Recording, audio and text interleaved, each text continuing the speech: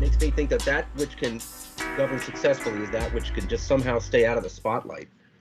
Yeah, so that's, of course, the longer so the Biden administration has been much more effective in actually, pushing through big legislation than anyone might have thought, given the razor thin majorities in Congress, and at the beginning of his term.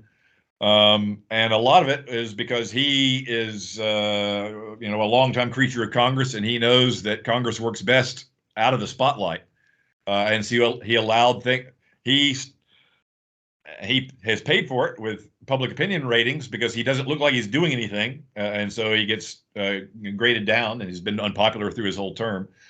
But that kind of low profile, doing things in the shadows, letting the so-called secret Congress of the people, of the members of Congress who actually want to legislate and don't just want to, be on TV, do their thing outside of the shadows, then yes, things can still get done even in our dysfunctional politics.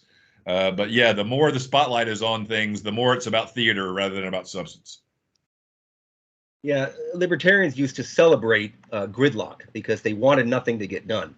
Yes. But now there's something just depressing and even sinister about an ongoing dynamic like that now. It didn't seem that way years ago. It seemed, who cares? Yeah, the Hummel said Goldilocks. Gridlock is fine. Yeah. The rest of society can just continue acting in a non-political, i.e. non-zero-sum way, and we'll all be better off for it. It just doesn't seem that way, though. No, I mean, so from my perspective, from the fall of the Berlin Wall until the 2016 election, I was very optimistic about the future of the world. I thought we were on a glide path to progress. There were plenty of obstacles in the way, a lot of messiness and tragedy to be, experienced, but in a 2 steps forward, 1 step backward kind of way, that we were heading towards a freer, richer, happier, healthier, better governed world. And so in that environment, the fact that politics was kind of a clown show and that not much could get done didn't seem to me to be that big a deal. I felt that the larger structures were pushing things in the right direction. But I have lost that confidence.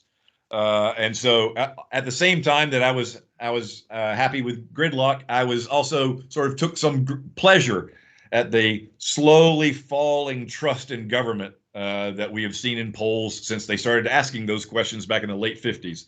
Gallup asked, do you trust the government to basically do the right thing most of the time? And I think they first asked that in 1958, and something like between 75 and 80% of people say yes. Now it's like around under 15% or around 15%. It's very low. And it's been falling gradually in fits and starts ever since the 60s. And back in my libertarian days, I thought this was progress. I thought this indicated that people are gradually getting disillusioned, that they have this unwarranted faith in big government, but they're wising up, and this is a move towards a more intelligent public that can sustain a more limited government. But in fact, I think people aren't disillusioned about power. They aren't disillusioned about the idea of their gang running things. They certainly aren't disillusioned about charisma. What they've lost their faith in is just established institutions and governing elites. So that doesn't mean that they want libertopia. It means they're very vulnerable to a demagogue who can tell them, "I alone can fix this." Yeah, I think libertarians for the longest time. And that's where we've wound up. Yeah. Yeah, they imagined people who disliked government as doing some kind of very compartmentalized thing. They imagine them as sort of like a cheerful entrepreneur who just didn't like government. Right. But otherwise, they are very, positive about humanity and the potential of everyone. And right. No, whereas in fact, the stated dislike of government to pollsters isn't some sort of principled policy view about how Right. best to run things. Yeah. It's just an expression of cultural disgust at the kind of people who are running the government. Right. So you get red state cultural revulsion at cultural, cosmopolitan elites in big cities who run everything, and so that is expressed in polls as anti-statism or anti-government views, but it's really a cultural thing. It has nothing to do with public policy views. Yeah. So I'm going to turn toward a little more sociological take here, or rather approach here about some of your previous writing. The book Age of Abundance. I read that years ago, and that came out with late 2000s, I believe. Yeah, 2007. Yeah. So as I've said ever since, the last year in which one could unironically title a book "The Age of Abundance." Yeah, and I remember the takeaway from that. Well, I mean, a takeaway, not the takeaway. But what have I written here? Ever more refined, calculated, and temperance on the part of elites, as a kind of an outgrowth of 60s freeing up of expression and various unorthodox ways of life. The ability of the elite to pursue their dreams in that sense had a certain kind of a negative effect on the underclass. Can you kind of get into that? Yeah. So we've had this huge shift. So in the book, The Age of Abundance, I said that America in the 1950s was something entirely new under the sun, a society characterized by mass prosperity. The baby boom generation was the first generation in a mass society ever born with the ability to take its fulfillment of its basic material needs for granted. So this was something new that for all of human existence, when we were hunter-gatherers, or even during the 10,000 years of the agrarian age, when 95% of us were subsistence farmers living in little villages. Job one for people has always been just food, shelter, and clothing, and those have not been able to. We have not been able to take those for granted. But now, in the late 21st century, we have this radically new, transformative state of affairs, and it's unsurprising that we had a huge cultural and political commotion in the wake of that change.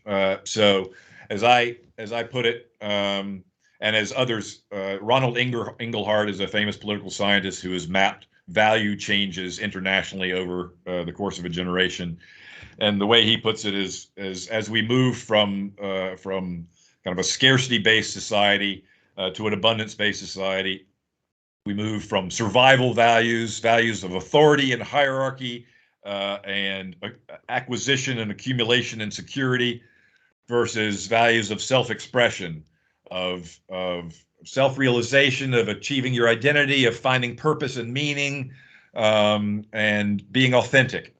1964 is the year the first baby boomers turn 18. It's by no coincidence the year the 60s started. The first Berkeley riots, the 60s tumults start right then.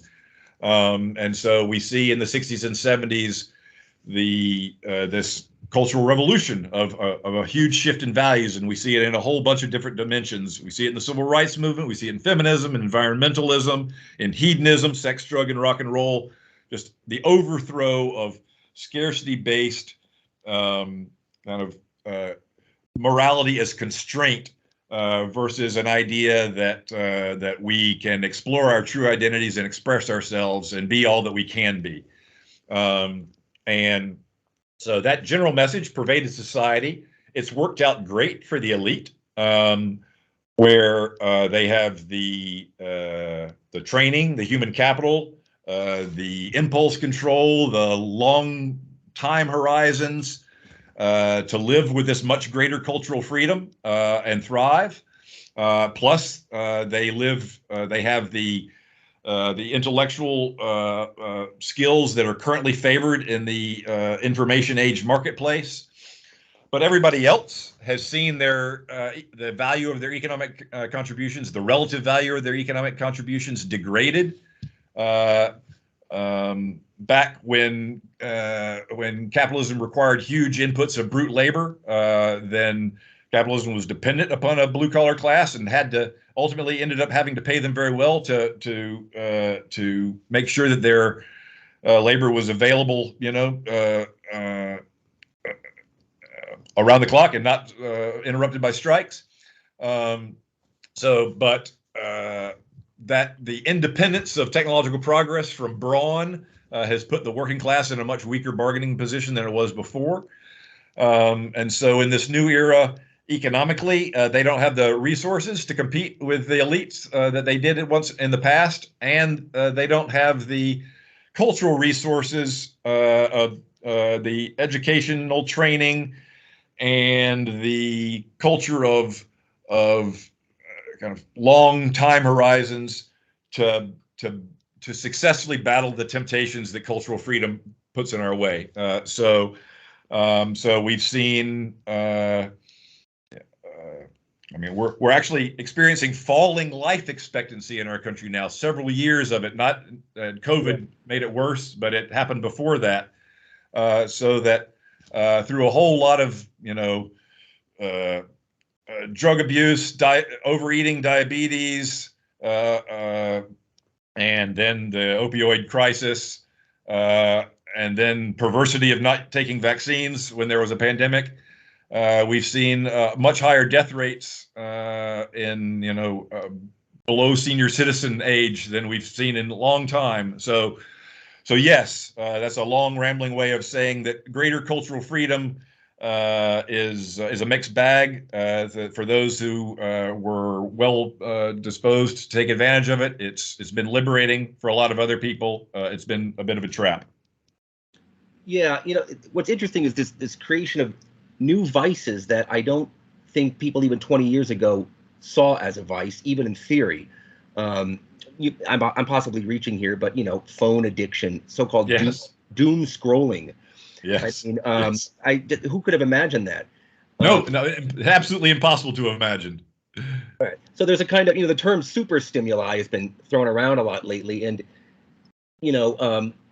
so back in the 90s or something, you could, porn was a possible, yes, it's something you could become addicted to, but and it's not so much that its inherent qualities have become more addictive. Its ubiquity has created this new kind of addiction, and just the ubiquity of so much that is just really not even very tangible. It's just looking at screens to the detriment of oneself. I didn't think it would reach the kind of the heights that it's gone. Yeah, so mass affluence consumerism produces a whole bunch of super stimuli, from ultra processed foods to TV shows to social media, to Vegas, to porn, and for most of us, they're all fine, right? We can take or leave them. We can using them in moderation. Adds bells and whistles to a well-lived life. But there's, for all of these super stimuli, there's a minority that can't handle them, and it's that minority that actually supplies the profit margins for the industries. All of these industries the gambling industry makes its money on problem gamblers. The alcohol production makes its money on alcoholics. So that's a grim thing about these industries. They survive. They depend on human weakness, and we supply enough of it. And so social media is the latest. It is geared towards addictiveness. The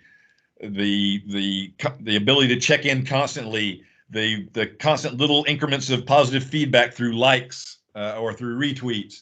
Right. It's what a weird thing. It's scientifically, they figured out how to get you to keep coming back. And for most of us, we joke about it that we're addicted, but it's not a huge,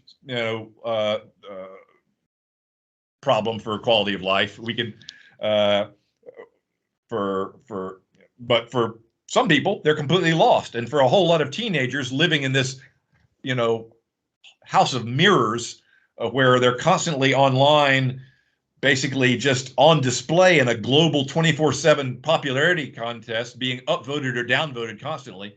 I can't imagine a psychic environment more damaging and awful for teenagers than that. And we're seeing the results. We're seeing a huge epidemic of mental health problems, especially among adolescent girls. Yeah, when I was young, the main concern for teenagers was getting knocked up or driving drunk. And yet there's a sex recession. People are drinking less. They don't want to have a driver's license in the first place, many of them. So there's a strange kind of a vice or downside to withdrawal from risk, which I think was on no one's horizon back then. Risk itself was a problem. How could avoiding risk ever become pathological? Something like that. And I wrote one of the essays I wrote on the Permanent Problem Substack is called "The Need for a Media Temperance Movement." That I think so in early 19th century America, we drank like crazy. I think like half of adult men drank at least 6 shots of alcohol a day. But then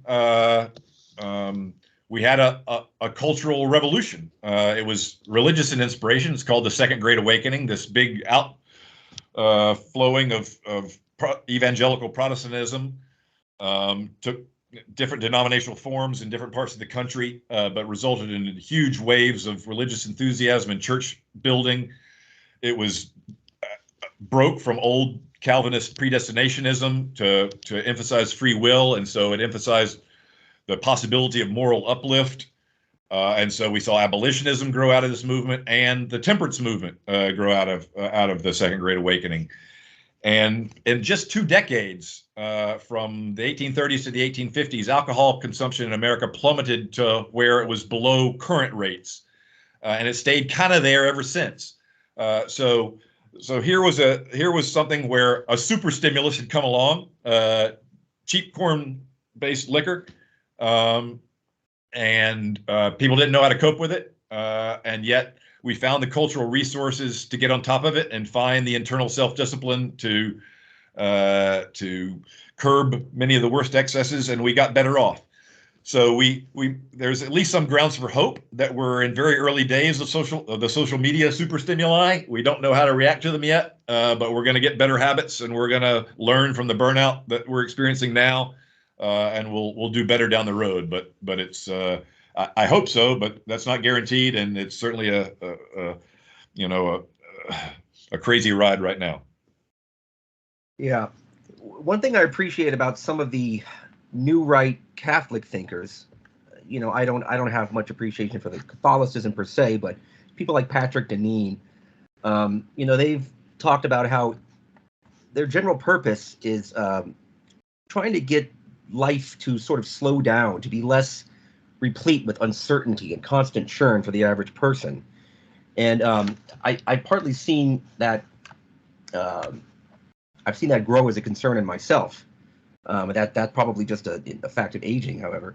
But just the idea of slowing life down, it's heretical if you're kind of a pro-growth, free market libertarian type. But I wouldn't even know exactly how to do that exactly. But to basically slow down the constant churn of everyday life, in both socially, in the economy, regarding one's occupation, is that something that can be done? I mean, as states, it's a little bit, or as I've stated, it's a little generic and needs to be broken apart. But yeah, well, the central idea I've been wrestling with on my Permanent Problem Substack is a reform idea, a kind of semi-radical reform idea that I call a movement towards economic independence, and this is a movement to slow down life for some of us. So I think. I don't think there's any getting rid of capitalism. I think we need it. I think life without economic growth is going to be nasty, brutish, and short. We have huge problems that we can't just stop in the middle of. We need to move on to clean energy and not stay dependent on fossil fuels. We need to move on generally to a cleaner kinds of technologies. that allow us to power ourselves and feed ourselves without displacing habitats all over the world and endangering ecosystems all over the world. We need to get a lot. Still a whole lot of people in the world are still dirt poor, so we need to get a lot richer. And large scale market capitalism is absolutely the best way to do that. On the other hand, I think for most of us, playing in the large scale capitalist labor market game isn't a winning proposition anymore. That for the top 25% of people, in the professional managerial elite, life is good, opportunities for challenging, rewarding work, and that has high status and that you think is important and matters. And then having, a social environment where you can, have strong families and strong communities. All of that's working out okay for people at the top. It's working out very poorly for everyone else. And so what I would like to see over time as a goal is less dependence on the labor market for most people, that using technological developments to make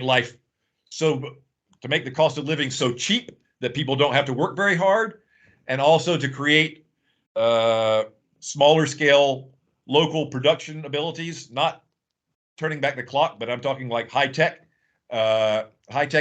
local energy production, local food production, local production of your own homes through 3D printing technologies and the like, so that people can live in smaller face-to-face, relatively self-sufficient communities where they take care of each other, and have a more integrated, cohesive life that isn't the rat race. So I think that a sort of possible, a partial retreat from full-scale mobilization into capitalism is the hopeful direction that I see as possible. And that very vague possibility is what I've been exploring on my blog, on my Substack. Yeah, how to make the local compelling again is kind of a problem. There time was when people would achieve a certain kind of status locally, meaning in the arena for competition was not as large as it is now. Now everyone's thinking nationally, or beyond that, let's just say the English-speaking world, up to its borders. So the arena of competition has grown. Everything's gone online. The internet has centralized society. It didn't centralize it as it imagined it would, although you could quibble with that in some ways, I guess. But what you want to do now is get your you don't want your band to play in the local bar. You just want to up on Pandora or Spotify and get your metrics up or something right away. Right. So how to make the local compelling again, which I think would be better for people's search for stuff. That's a fantastic way to put it, and you're exactly right. And that's the big dark cloud hanging over my thinking, and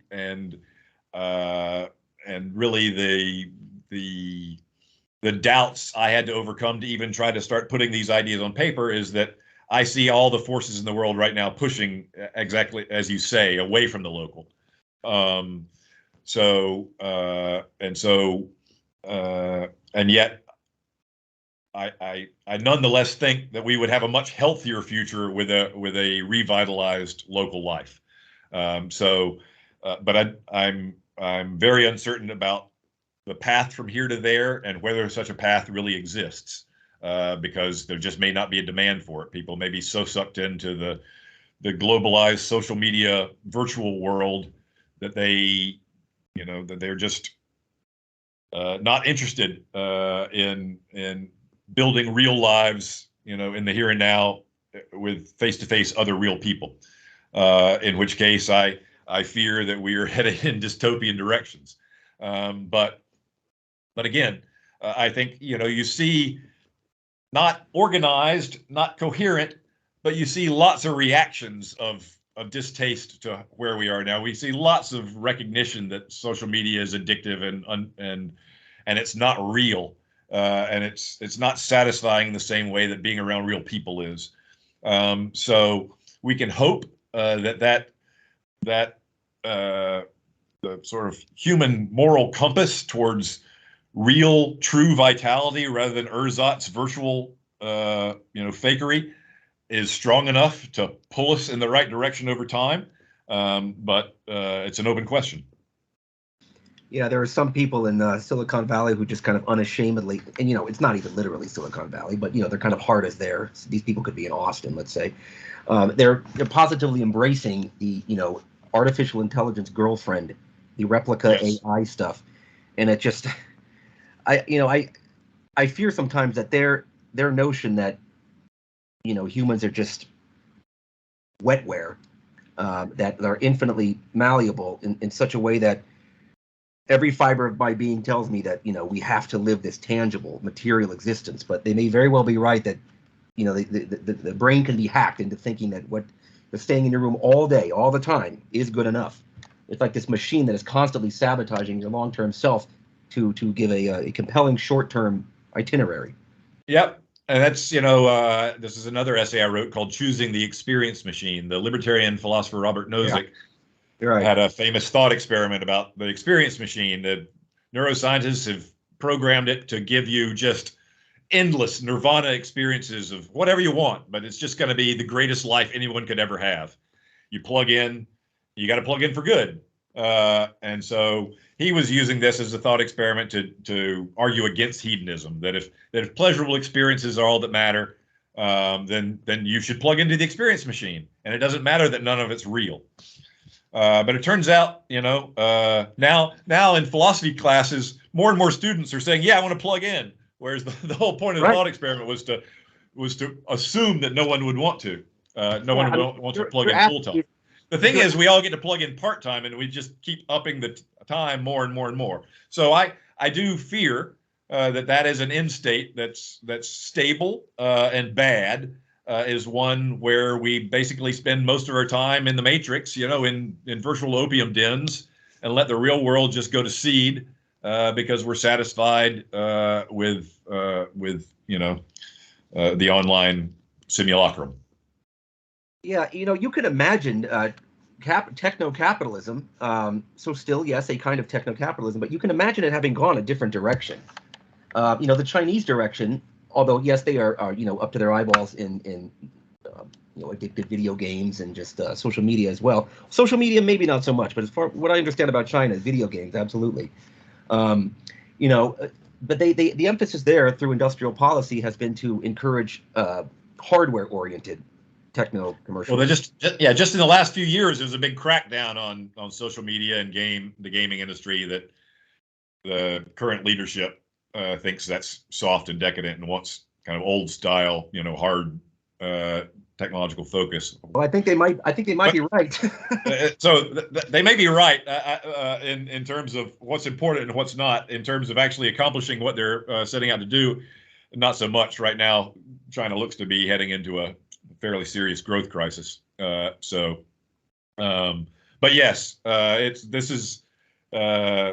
in a very contingent world. Things could be very different from how they are, and that means they could be very different in the future. But it will require a real cultural shift. It will require a critical mass of people, rebelling against the temptations of the virtual, virtual excess, and it will require, an explicit prioritization of the real over the virtual, of the face-to-face over the abstract, of the local over the global, and whether that will happen or not is in the cards. So we have to play them and see what happens. Yeah, I've grown up with one foot in the material world, not to sound like a police song, and then another foot in this new very virtual world. But people coming up who are younger, they're only knowing the virtual world, so they might not have the same sense of alarm. It's not like they can compare what they're doing now to what they were once doing, which they think of as superior. I think of what I lived a much more physical life, and yes, I'm glad to be working from home, working remotely, but it has its downsides, and I'm glad that I had the experience of going into the office and being out much more, and but there are some young people who only have the faintest idea of what they're missing because they never really knew what it's like to live a very sort of corporeal life. Right. And the possibilities of human existence are so vast and varied that I'm fine with some people going off the deep end into virtual world. That's explore that. That's fine. Just the idea that everybody gets sucked into that, and that all the opportunities for exploring and for variety and for pluralism in the real world get lost, and we all end up in this much sort of narrower virtual ghetto.